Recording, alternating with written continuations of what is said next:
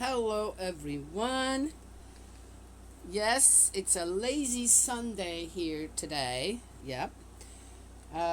Another lazy Sunday. The weeks are just flying by. Tomorrow it's going to be Monday, and within a short amount of time, yes, 7 days, it'll be Sunday again. But it feels like it's just flying every day. It's just flying. Yes. Uh, I don't know if it has to do with age. I remember even when I was really busy, this and that, it was still one day and the next day. Now it's 1 week, another week, and another week. Maybe as I get older, then suddenly it's a month, the next month, and that's kind of already happening too. I'm going, it's already July again? We're in the middle of summer. Within no time, it's going to be fall again? Yes? Okay. So, uh, I think I'll just do the reading, right? I'm trying to keep my time a little bit more organized with all this. I just love to talk. I love to talk about this and that and I don't know what. The one thing, more and more, with certain things that I see out there, when it comes to the restoration plan, God's will and ideal for mankind, you've got to stay strict and straightforward and take a stance on certain things. Yes, people are still going to be able to do it. What are you going to... But that does not mean that I'm suddenly going to say, yeah, it's okay, I understand. No. You go ahead. Some people out there, go ahead. You do whatever you want, though you full well know it's wrong. But I'm going to keep taking a stance for what is right, what is absolutely right, and that is that. And the Ten Commandments give us a good idea on what that is. Right, Mary? You want to come show yourself? You guys want to see the development of my youngest granddaughter? Come on. Say hi to the people. Say hi, how are you? Hi. Say, how are you? How are you? Yeah. Say, we're fine. We're fine. What are you doing out there? What do you want there? I'm asking you. Look at that curly red hair. Isn't that beautiful? Yeah. You're so beautiful. No, what do you want to do? No, you have to go back down. Here, Daddy. Here's Daddy. Here's her Daddy. Come show yourself, too. That's one of my son-in-laws. Yes. Hello. One of the best ones you can have, by the way. Wow. There you go. Come on. See you guys later. Yes. Okay.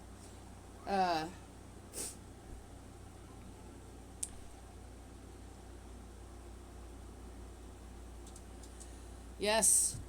If it were some people out there who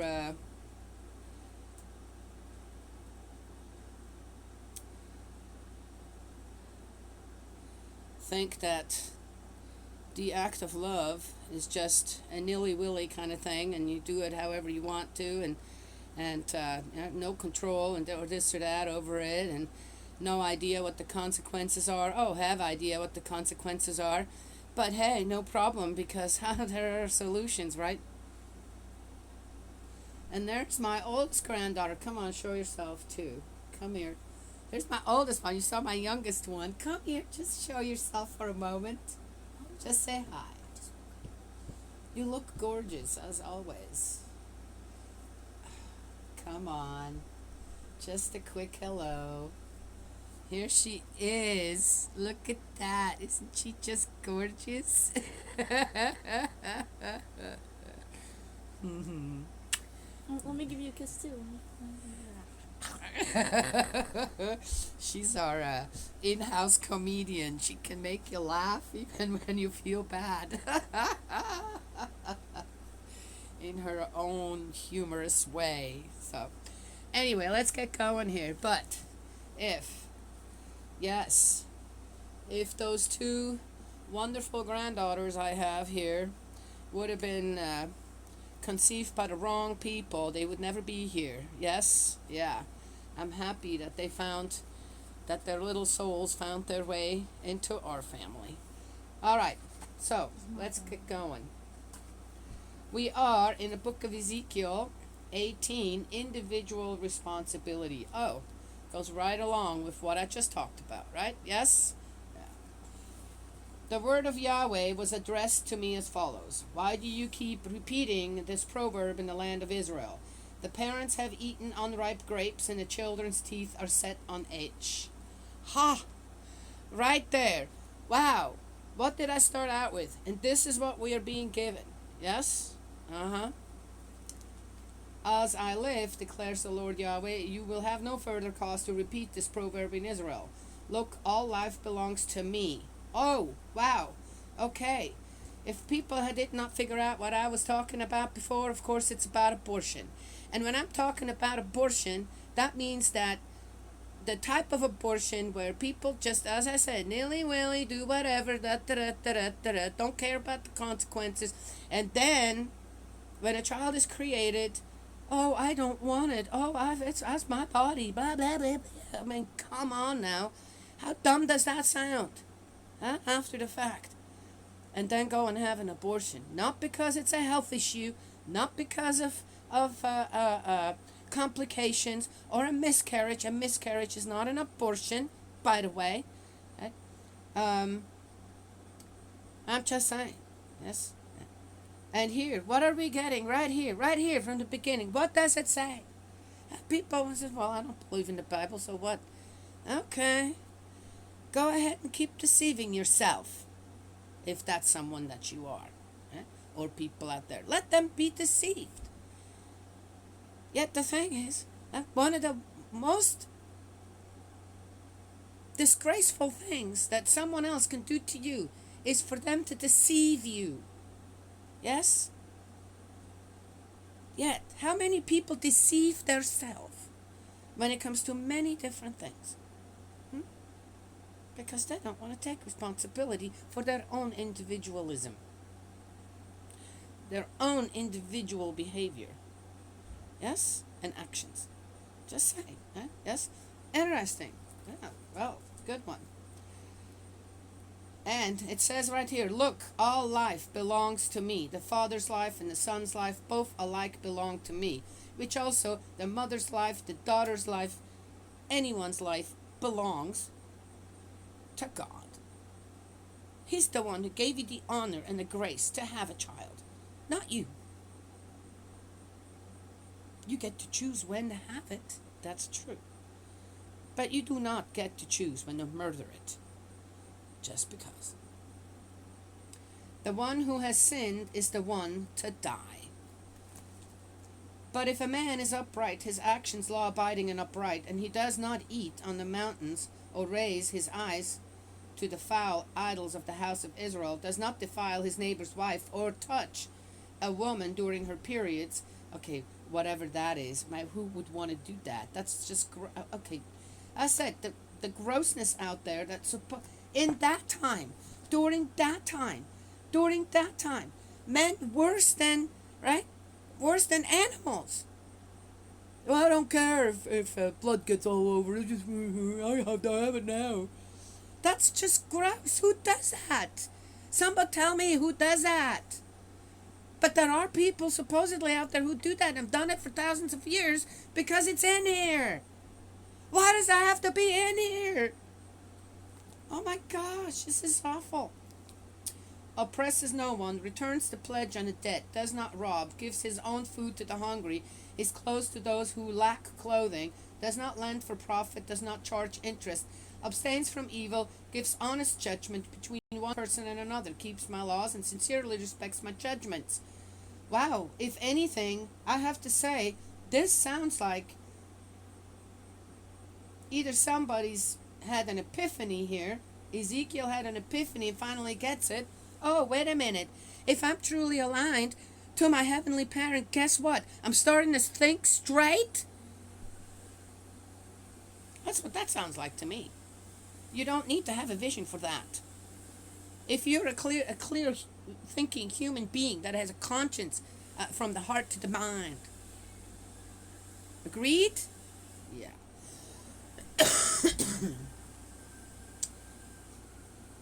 Someone like this is truly upright and will live, declares the Lord Yahweh. But if he has a son prone to violence and bloodshed, who commits one of these misdeeds, even though the father never has, a son who dares to eat on the mountains, who defiles his neighbor's wife, who oppresses the poor and needy, robs, fails to return pledges, raises his eyes to foul idols, engages in loathsome practices, lends for profit, or charges interest, such as a person will by no means live.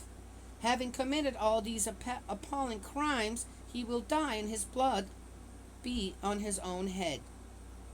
But if he in turn has a son who, in spite of seeing all the sins that his father has committed, does not imitate him, does not eat on the mountains, or raise his eyes to the foul idols of the house of Israel, does not defile his neighbor's wife, oppresses no one, takes no pledges, does not rob, gives his own food to the hungry, is clothed to those who lack clothing, abstains from evil, does not lend for profit or charge interests, respects my judgments and keeps my laws, he will not die for his father's sins.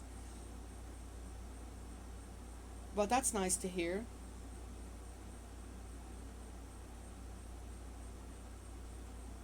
He will most certainly live, but he will still have to restore. Yeah, it is what it is when it comes to ancestral sin. But his father, because he was violent, robbed others, and never did good among his people, will most certainly die in his guilt. No, they don't. That's the thing. They don't. To the end, they will say they're not to blame. Everybody else is. That's the thing. They don't even feel guilt. Only people are upright who every once in a while, oh man, I made a mistake. Oh, should have not said that. They feel guilt. Upright people feel guilt. Shameless people don't feel guilt. I don't think so. Unless for some one reason or another, suddenly, I don't know, again, an epiphany happens and you go, oh my gosh, what have I been doing all my life? And then start restoring. But people who do this, there's no guilt. Because they have fixed it they have fixed their personality, their individualism in a way where they have an answer and a solution for everything that they do, an excuse for everything that they do, and it never has anything to do with themselves. So yeah, that'd be nice if people actually would feel guilty who are like that. Cain's people. Yes? Yeah. I know, I need to talk more about Cain's people and Seth's people. Now you say, why doesn't the son bear his father's guilt? If the son has been law-abiding and upright, has kept all my laws, and followed them, most certainly he will live. The one who has sinned is the one who must die.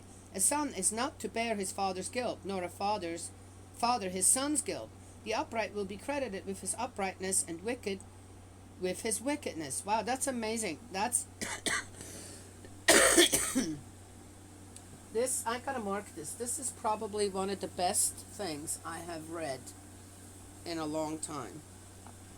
And the reason is, I understand that the burdens that we carry as descendants from our ancestors, and it's a lineage thing. But on the other hand, also I find it unfair. I do. And this here, in a way, I need to mark that, and I don't have where all my pens went. They went somewhere. They went somewhere and they haven't come home.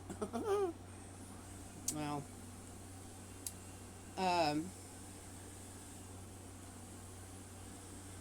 so that's probably my most favorite part. Individual responsibility 18 in the book of Ezekiel. Most likely my favorite part in the whole will be my favorite part in the whole book of Ezekiel. Just as everyone has the right to live. Yes? Everyone has the right to live and prove their own self on earth and in spirit world, right? Yes. Oh, we could say a lot about that, and I like that. And if this is This is an amazing part in the book of Ezekiel.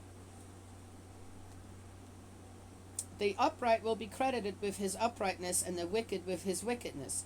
If the wicked, however, renounces all the sins he has committed, respects my laws, and is law-abiding and upright, he will most certainly live. He will not die. None of the crimes he committed will be remembered against him from then on. He will most certainly live because of his upright actions. Oh, yes. You can't just say. It says upright actions. Right? Lip service, we all know how that works. Would I take pleasure in the death of the wicked, declares the Lord Yahweh, and not prefer to see him renounce his wickedness and live? Aha! Yet, how many times before have we heard about Yahweh's revenge and anger, and on how he's going to destroy everyone, right? Yet here, no, there's no. Why would he not prefer people turning, changing, right? Yes. Okay. But if the upright abandons uprightness and does wrong by copying all the loathsome practices of the wicked, is he to live? All his upright actions will be forgotten from then on. Oh, it works the other way as well. For the infidelity of which he is guilty and the sin which he has committed, he will most certainly die. Now you say, what the Lord does is unjust. Now listen, house of Israel, is what I do unjust? Is it not what you do that is unjust? When the upright abandons uprightness and does wrong and dies, he dies because of the wrong which he himself has done. Similarly, when the wicked abandons wickedness to become law-abiding and upright, he saves his own life. That makes sense. Having chosen to renounce all his previous crimes, he will most certainly live. He will not die. And yet the house of Israel says, what the Lord does is unjust. Is what I do unjust, house of Israel? Is it not what you do that is unjust? So in future, house of Israel, I shall judge you, each of you, by what the person does, declares the Lord Yahweh. Repent, renounce all your crimes, avoid all occasions for guilt, shake off all the crimes you have committed, and make yourselves a new heart and a new spirit. Why die, house of Israel? I take no pleasure in the death of anyone, declares the Lord Yahweh, so repent and live. That is an amazing part. I am flabbergasted over this 18 here in Ezekiel. Amazing. Anywho, this is, I could say so much more. I feel like the best thing that I can do with a lot of things that are going on out there, this and that, is first of all, try to be informed to inform people better. Yes?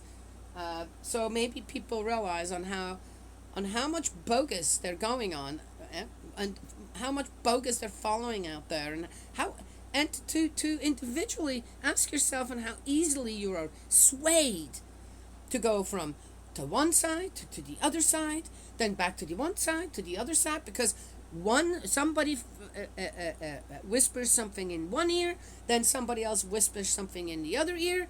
Know yourself what you need to do right. And where you stand your ground. That doesn't mean you're going out there and start beating people up and saying, oh, you're going to die, this or that. No, take a stance on what is right. If people go ahead and they keep sinning and being wicked, like abortion, for example, well, so, I mean, what am I going to do? I'm not going to go and stop them. I want them to stop themselves. Isn't that what it says here? We just read that. Stop yourself. It's not my job to stop you, but it is my job to teach you. It is my job to show a stance. The right way. The law-abiding way.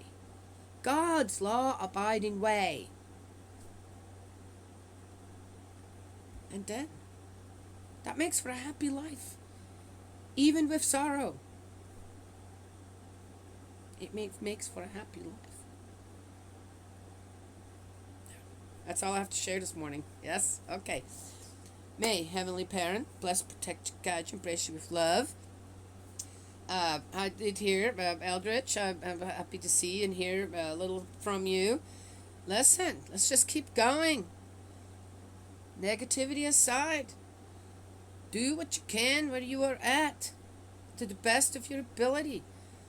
True mother, sadly, things are going on there. I'm not going to get further into it. It is what it is. What I need to share is her words. She says, attend to our heavenly parent. Attend to our heavenly parent. Attend to our heavenly parent. That is the most important thing. Yes, I'm attending by trying to write our heavenly parent's reputation in the Bible. That's my condition for reading the Bible. Yes, and all I can say is best way to go. Yeah, yeah. So let's attend our heavenly parent. The presence deserves acknowledgement in the highest. Done. And that doesn't have to happen in a mountain, in a church, I don't know what happens around us. Each of us, each individual us. Yes, there is that much to go around of Heavenly Parent, believe it or not. That's it, and I will talk to y'all another time.